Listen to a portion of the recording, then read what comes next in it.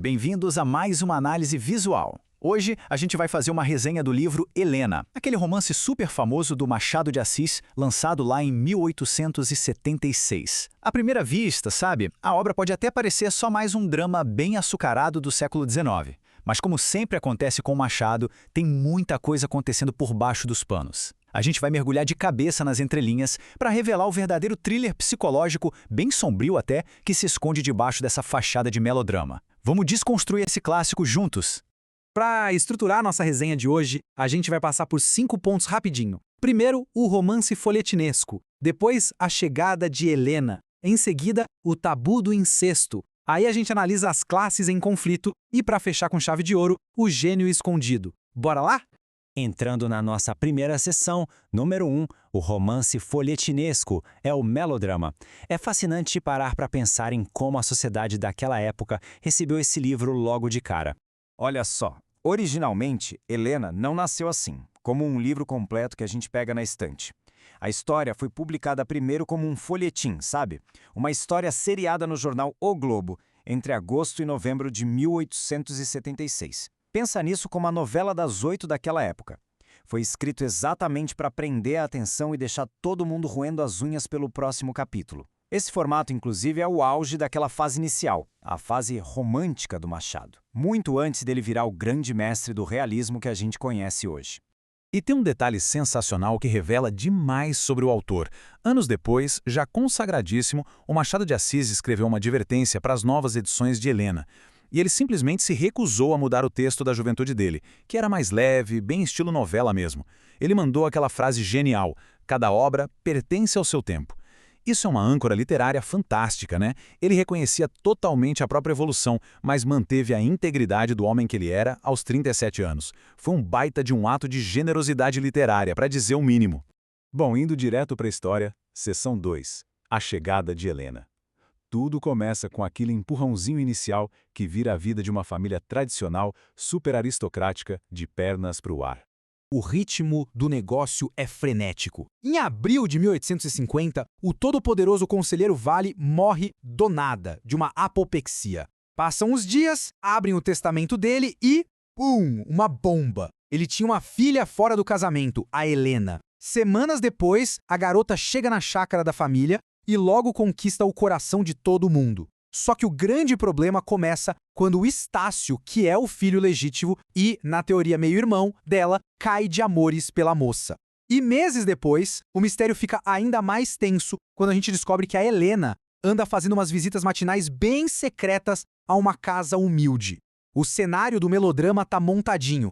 E aí a gente cai na grande reviravolta da trama. O segredo definitivo vem à tona. O pai biológico da Helena não é o tal do conselheiro Vale que morreu. É um homem chamado Salvador. Ou seja, no fim das contas, a Helena e o Estácio não têm uma gota de sangue em comum. Mas por que ela não falou nada? Porque ela preferiu guardar esse segredo a 7 chaves para não perder a posição dela, garantindo o status de ascensão social dentro da rica família Vale. Escolheu o prestígio ao invés da verdade. Bom, isso prepara o terreno direitinho para uma tragédia sem tamanho. O que já nos joga direto na seção 3, o tabu do incesto. É bem aqui que a crítica acadêmica adora cavar para achar aquela camada psicológica mais densa e sombria do Machado. O tabu do incesto, basicamente, é aquela proibição moral gigantesca da sociedade contra relações amorosas entre pessoas da mesma família. Na história da literatura, quem quebra essa regra geralmente paga um preço altíssimo. E o golpe de mestre do Machado aqui é que ele brinca de propósito com essa ideia, juntando um amor proibido, que aos olhos de todos é incestuoso, com uma inevitabilidade de morte. Ele testou, com muita coragem, até onde ia o limite moral dos leitores daquela época. O contraste entre o que os dois querem é muito nítido. De um lado, a gente tem o Estácio. O amor dele é totalmente fora de controle, visceral. Ele está disposto a quebrar qualquer tabu para ficar com a mulher que ele acha que é a própria irmã.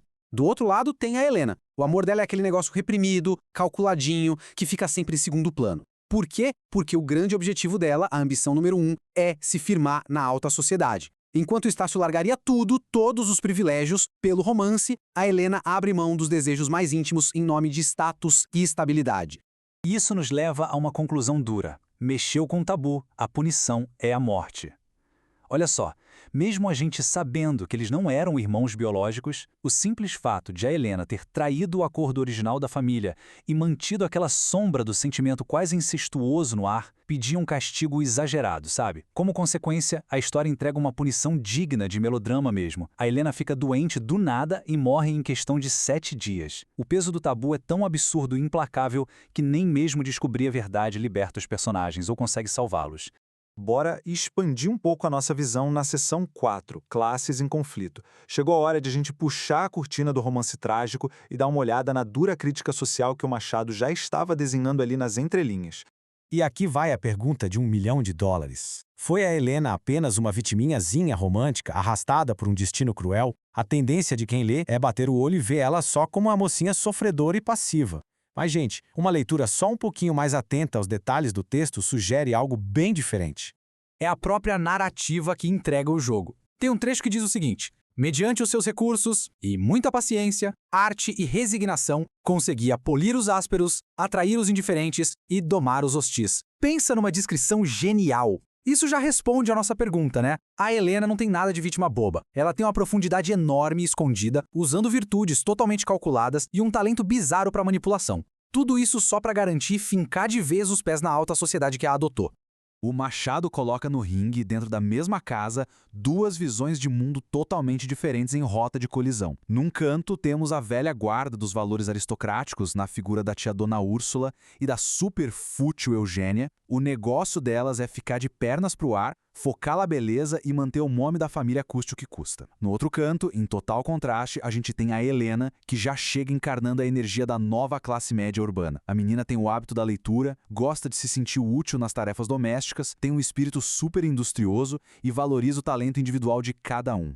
E a facada dessa crítica vai ainda mais fundo. A história joga a luz na pura hipocrisia patriarcal da época. A galera queria manter o prestígio a qualquer preço. O oportunismo político era aceito como norma para chegar no sucesso. E os diplomas de bacharelado? Pura ostentação. Na prática não serviam para nada. A facilidade com que eles dissolviam laços familiares autênticos era assustadora. No fim do dia, o que importava mesmo era priorizar as aparências. A pose de família perfeita, nem que uma vida ética e moral verdadeira fosse jogada no lixo. Então, mesmo nessa fase mais inicial, o Machado de Assis já estava lá, dando golpes super precisos naquela sociedade em decadência do Segundo Reinado. O que encaixa como uma luva na nossa quinta e última sessão de hoje, o gênio escondido. Vamos colocar as coisas em perspectiva para entender o lugar exato desse livro dentro da obra e do legado incrível do Machado. Basicamente, a obra já funciona como um romance psicológico, aquele tipo de história que foca intensamente nas motivações internas, nos conflitos e na mente complexa dos personagens. Muita gente da crítica moderna às vezes acha Helena um dos livros menos densos do Machado, por não ter aquela sutileza filosófica extrema dos trabalhos mais maduros dele. Mas a verdade nua e crua é que esse título é um laboratório literário fundamental. É aqui que ele começa a testar as ambiguidades de um jeito brilhante, a investigar a psicologia da família brasileira e a afiar aquele tom analítico que ia acabar virando a grande marca registrada dele. Simbolicamente, a Helena é a personagem de transição máxima da literatura brasileira nesse período. Ela é literalmente o ponto de contato exato onde aquele romantismo melodramático, cheio de emoções à flor da pele e amores impossíveis, dá de cara com o terreno do realismo mordaz, cheio de brigas de classes, interesses escondidos e contradições humanas insuperáveis. Dá para afirmar com tranquilidade que, sem as experimentações que o Machado fez aqui, os personagens absurdamente complexos que viriam nas obras seguintes dele talvez nunca tivessem alcançado tanta profundidade. E para fechar nossa resenha de hoje, eu deixo uma provocação para vocês pensarem. No fim das contas, Helena é mesmo só uma tragédia romântica ou, na verdade, é um espelho cheio de sarcasmo refletindo uma sociedade hipócrita? Essa dualidade só prova uma coisa. Mesmo quando Machado de Assis se propõe a escrever o que parece ser só um drama de folhetim, a genialidade dele não consegue ser totalmente contida. Fica aí um excelente convite para abrir as páginas desse livro com um olhar totalmente novo e tirar as próprias conclusões. Muito obrigado a todo mundo que acompanhou essa nossa análise estruturada até o fim e até a nossa próxima jornada de conhecimento.